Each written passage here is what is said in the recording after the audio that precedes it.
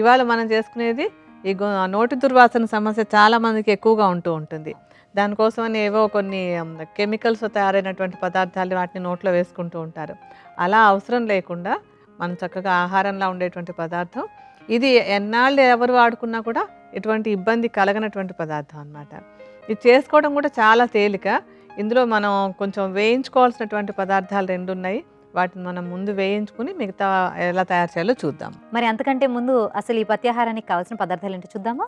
యష్టి మధు, సోంపు, జీలకర్ర, నువ్వులు, జాజికాయ, పటిక బెల్లం, సైంధవ లవణం.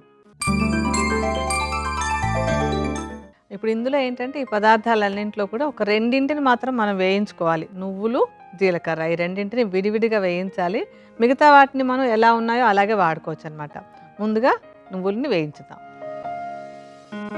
నువ్వులు ఒక 25 గ్రాములు తీసుకోవాలి. అలాగే జీలకర్ర కూడా 25 గ్రాముల పరిమాణంలో తీసుకోవాలి. రెండింటిని మనం విడివిడిగా వేయించుకోవాలన్నమాట. వేయించుకునేటప్పుడు ఎప్పుడు ఏంటంటే విడివిడిగా వేయించాలన్నమాట. ఒక్కొక్క పదార్థం వేగడానికి ఒక్కొక్క సమయం పడుతూ ఉంటుంది కనుక దేనికి దానికి విడివిడిగా వేయించుకుంటే సరిగ్గా వేగుతాయి. ముందు నువ్వులను మనం విడిగా వేయించుకుంటున్నాం.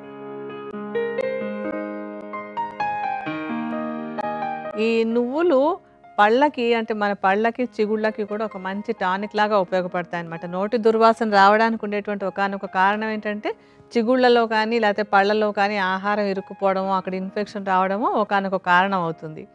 ఈ నువ్వులు అనేటువంటి చిగుళ్ళు ఆరోగ్యంగా ఉంచి అటువంటి దుర్వాసన రాకుండా ఉండడానికి సహాయపడతాయి.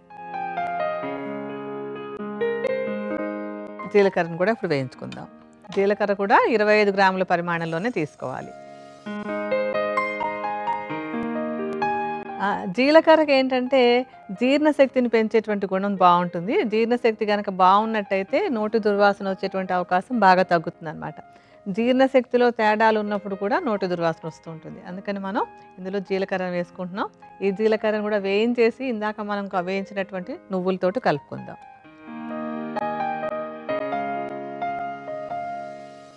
సో ఇప్పుడు మనం ముందుగా నువ్వుల్ని అలాగే జీలకర్రని వేయించి పెట్టుకున్నాం కదా. ఇప్పుడు ఇంకా ఇందులో ఏమేమి యాడ్ చేస్తాం? ఇవి వేయించి పెట్టుకున్నటువంటివి కొంచెం చల్లారగానే వాటిలో మనం మిగతా ద్రవ్యాలను కలుపుకోవాలి.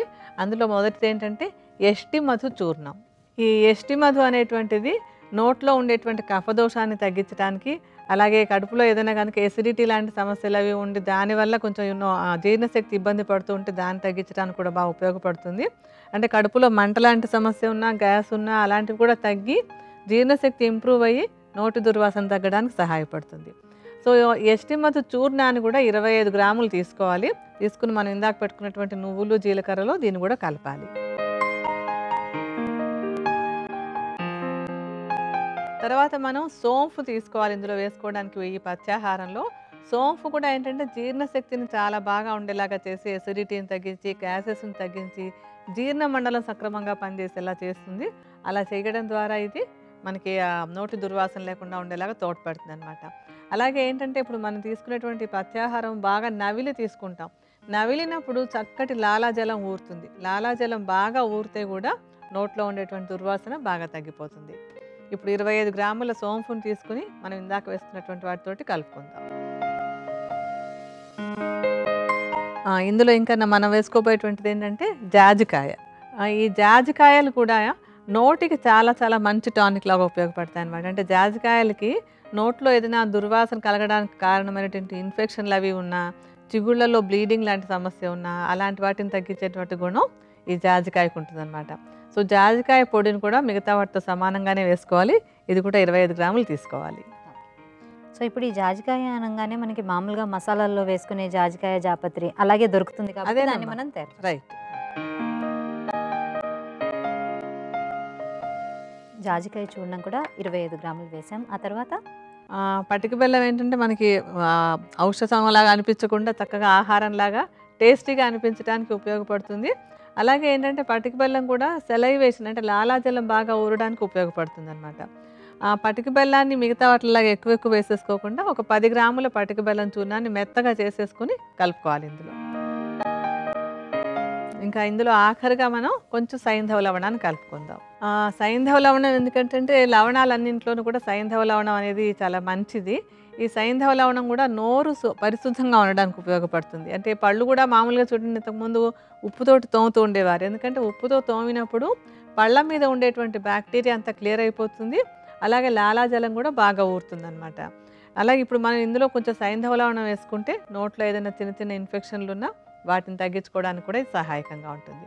అయితే ఈ సైంధవ లవణాన్ని చాలా కొద్దిగా, అంటే మనకి టేస్ట్కి ఎంత ఉప్పు వేసుకుంటామో అలాగా తగినంత వేసుకోవాలన్నమాట. సో ఇప్పుడు మనం కావాల్సిన పదార్థాలన్నీ కూడా తీసుకున్నాము, చూర్ణాలుగా వేసుకున్నాం కాబట్టి కలిపేసుకోవచ్చా డాక్టర్ గారు? ఇప్పుడు వీటన్నింటినీ చక్కగా కలిపేసుకోవడం, చేసుకోవడం కూడా చాలా తేలిక అనమాట. ఇందులో మనం కాస్తంత నువ్వులు జీలకర్ర వేయించుకుంటే మిగతావన్నీ మనకు రెడీగా దొరుకుతాయి. వీటన్నింటినీ కలిపేసుకుంటే మన పత్యాహారం ఒక పొడి రూపంలో రెడీ అయిపోయినట్టు. సో ఇప్పుడు నోటి దుర్వాసన తగ్గించుకోవడానికి పత్యాహారం అయితే మనకి సిద్ధమైపోయింది. అయితే ఇప్పుడు తయారు చేసుకున్న ఈ పొడిని ఏ రకంగా తీసుకోవాలంటారు? ఎంతకాలం దీన్ని వాడాలంటారు డాక్టర్ గారు? ఇదేంటంటే మనకి నిలవ ఉంటుంది, హాయిగా చేసి పెట్టేసుకుంటే ఏంటంటే ఒక నెల రోజులల్లా కూడా ఏం పాడవ్వదు. కానీ ఎప్పుడు చూర్ణాలు అవి కూడా ఎక్కువ రోజులు పెట్టుకో, ఎందుకంటే వాటి శక్తి తగ్గిపోతుందని. ఒకసారి చేసుకుంటే ఒక నెల నిలవ ఉంటుంది అది. దీన్ని తీసుకోవడం ఎలాగంటే ఆహారం తీసుకున్న తర్వాత, భోజనం అయిపోయిన తర్వాత లాస్ట్లో ఒక అర చెంచాడు ఈ పొడిని నోట్లో వేసుకుని నెమ్మదిగా చప్పరిచ్చేసుకోవాలి. చప్పరిచ్చేసుకుంటే సరిపోతుంది అనమాట. అయితే ఎన్నాళ్ళు వాడుకోవాలి అనే దానికి ఏంటంటే ఇదేమి పెద్ద మందు కాదు, హాయిగా నిత్యం వాడుకోవచ్చు.